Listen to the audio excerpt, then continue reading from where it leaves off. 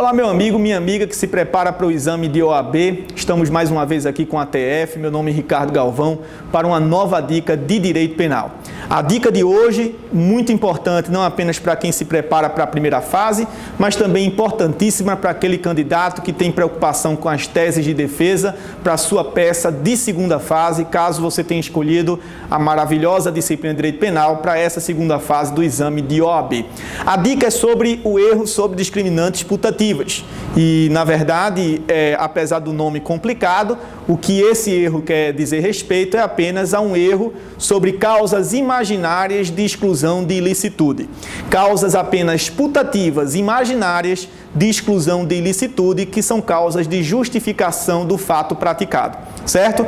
Mas o problema é que as pessoas geralmente estudam o erro sobre discriminantes putativas de uma maneira muito simplória, de uma maneira simplista, não analisam o tema em sua profundidade, o que tem sido cobrado, na verdade, em algumas provas de concurso e também em exames de seleção da OAB. É porque o erro sobre discriminantes putativas, ele pode dizer respeito a três situações.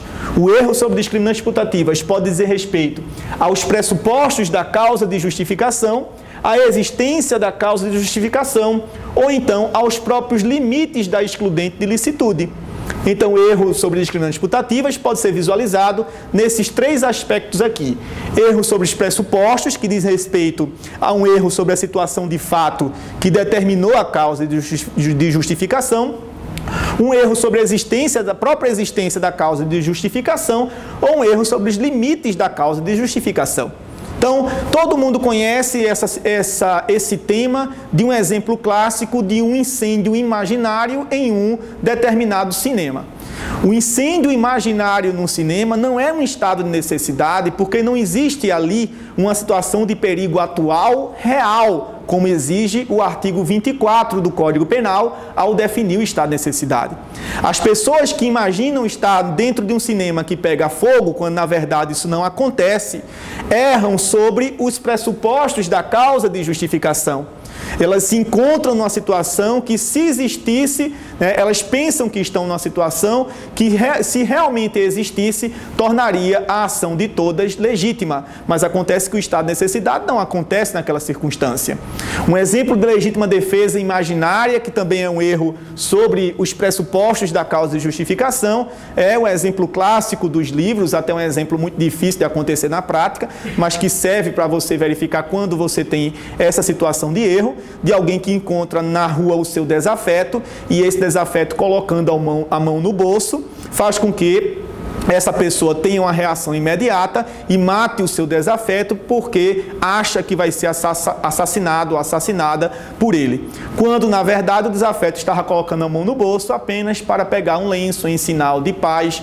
Enfim, é um exemplo clássico, na verdade, da doutrina de direito penal, que mostra que é um erro sobre uma situação de fato que, se existisse, tornaria a ação do agente realmente legítima. Isso é um erro sobre os pressupostos apenas de fato. O erro sobre a existência é um erro, na verdade, que faz com que a pessoa pense que existe uma causa de exclusão de ilicitude, quando, na verdade, aquela causa de exclusão não foi prevista pela legislação. Alguém que retira a vida de um moribundo, alguém que retira a vida de um familiar seu que está em um estágio terminal de uma doença dolorosa, porque imagina que o Código Penal permite que você tenha a eutanásia, a prática da eutanásia. É um erro sobre a existência, não sobre limite, sobre pressupostos, nem sobre limites, mas um erro sobre a própria existência da causa de justificação. O indivíduo acha que aquela causa de justificação existe, quando em nenhum momento o Código Penal estabeleceu a sua existência no artigo 23. Há situações em que o indivíduo se equivoca não sobre a existência da causa de justificação, mas sobre os limites da causa de justificação.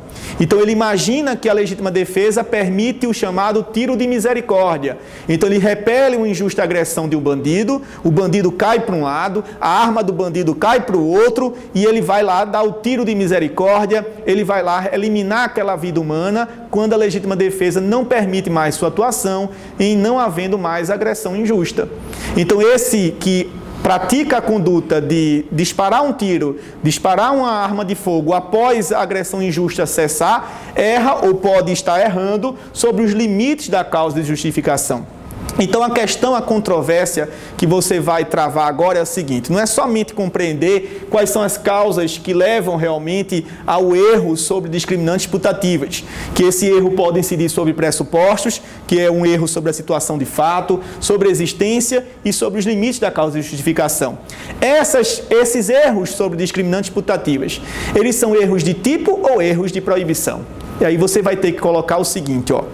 Se a teoria adotada for a teoria extremada da culpabilidade, todas essas situações de erro aqui são situações de erro de proibição. Então, para a teoria extremada da culpabilidade, erros sobre pressupostos, existência e limites são sempre erros sobre, erros de proibição, esses erros sobre discriminantes putativos. Agora, o Código Penal brasileiro não adotou a teoria extremada. O nosso Código Penal adotou a teoria limitada da culpabilidade. Então, para a teoria limitada da culpabilidade, que diz respeito também ao tratamento adequado sobre o erro em relação às discriminantes putativas, a teoria limitada entende que o erro que incide sobre a situação fática, o erro que incide sobre os pressupostos da causa de justificação, é um erro que é considerado de tipo. O erro sobre a existência e sobre os limites da causa de justificação seria um erro de proibição. Então, para a teoria limitada, adotada pelo Código Penal, aqui nós teríamos um erro de tipo. E para a teoria limitada, o erro que incida sobre a existência ou sobre limites da causa de justificação seria um erro, portanto, de proibição. Meus amigos, espero que essa ideia tenha sido muito importante para você, que vai se deparar com uma questão como essa na sua prova de primeira fase, também para aqueles que estão se preparando para elaborar uma peça de defesa, provavelmente na sua segunda fase do OAB, caso você tenha optado por direito penal. Forte abraço, muita sorte nessa prova de OAB e até uma próxima dica. Até lá!